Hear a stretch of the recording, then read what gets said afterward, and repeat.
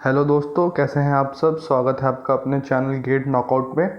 तो आज हम देखेंगे जो हमारी बाकी की दो नोटेशंस बच गई थी, स्मॉल ओ और स्मॉल ओमेगा, उसे कवर करेंगे। और उसके बाद फिर हम इन नोटेशंस की प्रॉपर्टी देखेंगे, जो कि हमारा लास्ट टॉपिक होगा थ्योरी में, जो कि हमें इससे रिलेटेड पढ़ना है।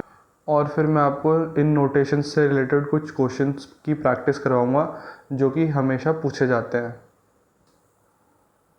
और जिन लोगों ने चैनल सब्सक्राइब नहीं करा है वो अभी जाके चैनल सब्सक्राइब कर लें और बेल आइकन भी दबा दें, जिससे मैं जो भी नेक्स्ट वीडियो डालूँगा उसको आपका नोटिफिकेशन आ जाएगा।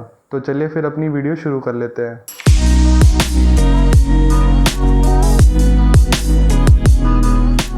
सबसे पहले हम अपना फंक्शन डिफाइन कर लेते हैं। Let F N and G N R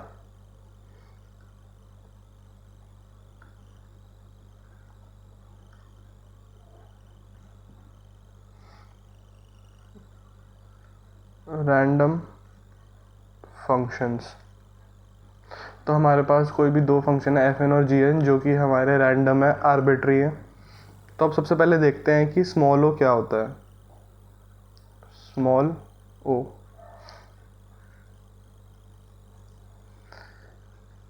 F N is equals to small O of G N.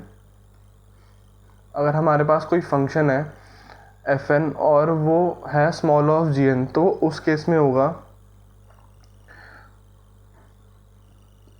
For any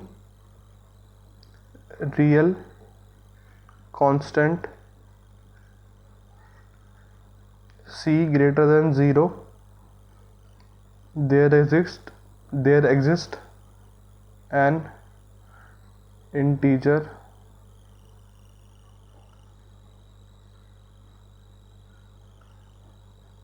and there exist an integer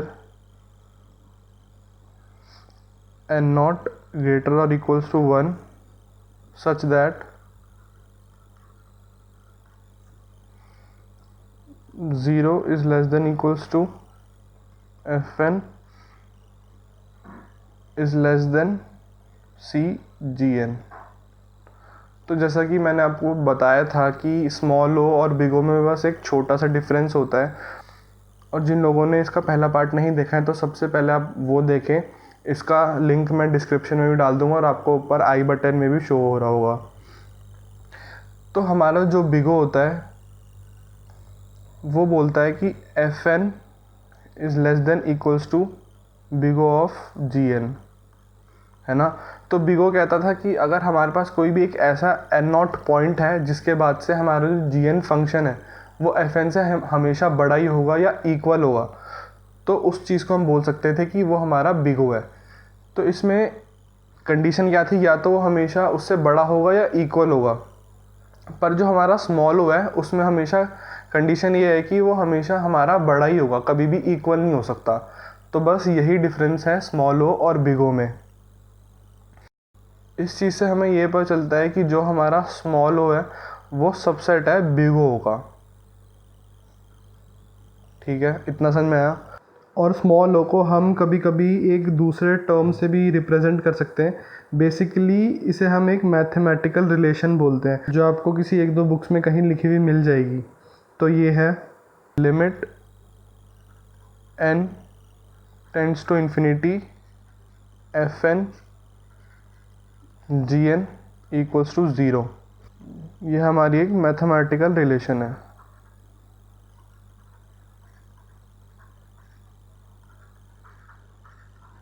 तो चाहे तो मैं आपको इसको प्रूफ करवा सकता हूँ कि हम ये ऐसा क्यों लिख रहे हैं कि limit n tends to infinity F N divided by G N equals to 0। तो उस केस में हम इस चीज़ को स्मॉल ओ बोल सकते हैं। पर इसका प्रूफ हमारे लिए अभी इतना इम्पॉर्टेंट नहीं है और ना ही आपसे कोई पूछेगा। तो बस आप इस चीज़ को याद रखना कि ऐसा भी हम स्मॉल ओ को बोल सकते हैं। और अगर हम इसका एग्जांपल देखें तो वो होगा 2n square less than 4n cube, जिसमें हमारा जी एन है ये, एक c है, ये कांस्टेंट है जो हमारा, और fn हो गया हमारा ये फंक्शन। तो जैसा कि आप इसमें देख ही सकते हैं कि एन नॉट इसमें हमारा 1 ही हो जाएगा, सिंपल सा, क्योंकि अगर हम 1 पुट करेंगे तो एफ एन की वैल्यू हो जाएगी 2 और जी एन की वैल्यू हो जाएगी 4, और ये उसके बाद से हमेशा हमें जी एन बड़ा ही मिलेगा और ना कभी ये इक्वल हो रहा है, तो हम इसे स्मॉल ऑफ जी एन बोलेंगे। तो ये हमारा फंक्शन जो है, तो जो है हमारा फंक्शन है स्मॉल ऑफ जी एन है। तो अब नेक्स्ट हम देखते हैं कि स्मॉल ओमेगा क्या होता है।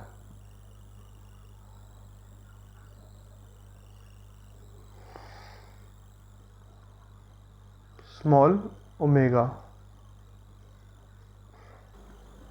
जिसे हम इससे रिप्रेजेंट करते हैं।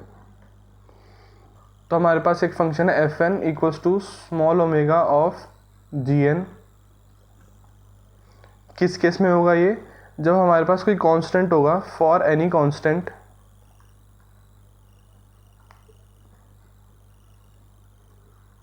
फॉर एनी रियल कांस्टेंट होगा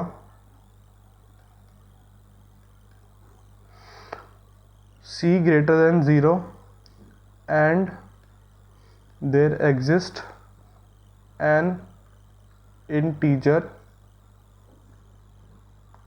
n not greater than equals to 1 such that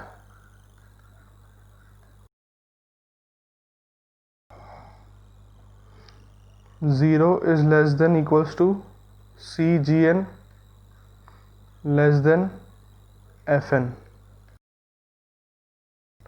तो स्मॉल ओमेगा भी हमारा सेम बिग ओमेगा की तरह ही बिहेव करता है, बस उसमें भी यही डिफरेंस होता है कि बिग ओमेगा में हमारा लेस देन और इक्वल टू आता था, और स्मॉल ओमेगा में हमारा प्योरली स्ट्रिक्टली लेस देन होगा, कभी भी इक्वल नहीं होगा। तो इस चीज़ से हमें ये पता चला कि जो हमारा स्मॉल ओमेगा है वो सबसेट है हमारा बिग ओमेगा के। और अगर इसको मैथमेटिकल रिलेशन में अगर आपको लिखना है तो आप इसे ऐसे लिखोगे, limit n tends to infinity F N divided by G N, और ये हमें देगा इन्फिनिटी। ठीक है, ये इन दो फंक्शन का मैथमेटिकल रिलेशन है। तो ये इन दो फंक्शन का मैथमेटिकल रिलेशन है कि अगर आप एफ एन को डिवाइड करोगे जी एन से और लिमिट है हमारी n टेंड्स टू इन्फिनिटी, तो हमें उसका आंसर इन्फिनिटी ही मिलेगा। तो अगर कोई ऐसे दो फंक्शन है तो हम उसे स्मॉल ओमेगा बोल सकते हैं। और इसका एग्जाम्पल भी सिंपल ही हो जाएगा। मैं इसका आपको एक एग्जाम्पल भी बता देता हूँ। 4n log n is greater than root n। तो हमारा एफ एन फंक्शन तो ये हो गया, और जी एन हो गया हमारा रूट n, और c हो गया हमारा जो कांस्टेंट है वो हो गया 1। ठीक है, अगर हम इस एग्जांपल के लिए एन नॉट फाइंड करेंगे तो वो हमारा 1 ही होगा। और मैंने जानबूझ के ऐसे एग्जांपल लिए थे जिनके लिए एन नॉट हमारा 1 हो या 2 हो, जिससे जल्दी हमें एन नॉट मिल जाए। वरना डेफिनेशन के हिसाब से हमारा एन नॉट कुछ भी हो सकता है, वो 20 भी हो सकता है, 100 भी हो सकता है, कुछ भी हो सकता है। जितनी भी हमने ये 4 या 5 नोटेशंस करी है, इसको हम अब एक वेन डायग्राम से देखते हैं और इन सब का एक दूसरे से क्या रिलेशन है वो समझते हैं।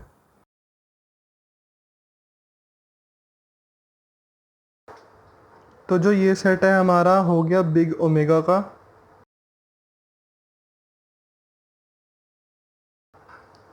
और जो ये सेट है हमारा हो गया बिग ओ का।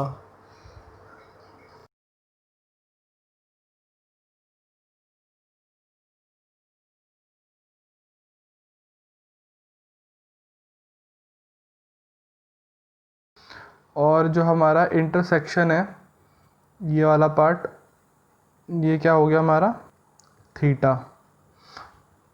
ठीक है, तो इससे हमें ये पता चला कि थीटा को हम big omega intersection big O भी लिख सकते हैं, पहली चीज़। और अगर हम देखें कि इसमें हमारा स्मॉल ओमेगा क्या है, तो स्मॉल ओमेगा हमारा ये वाला पार्ट हो गया, ये हमारा स्मॉल ओमेगा है। और लास्ट में हमारा क्या बचा, स्मॉल ओ। तो स्मॉल ओ हमारा ये वाला पार्ट हो गया।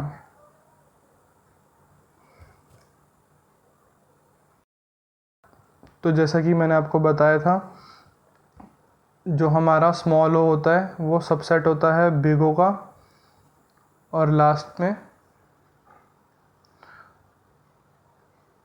और जो स्मॉल ओमेगा होता है वो सबसेट होता है बिग ओमेगा का।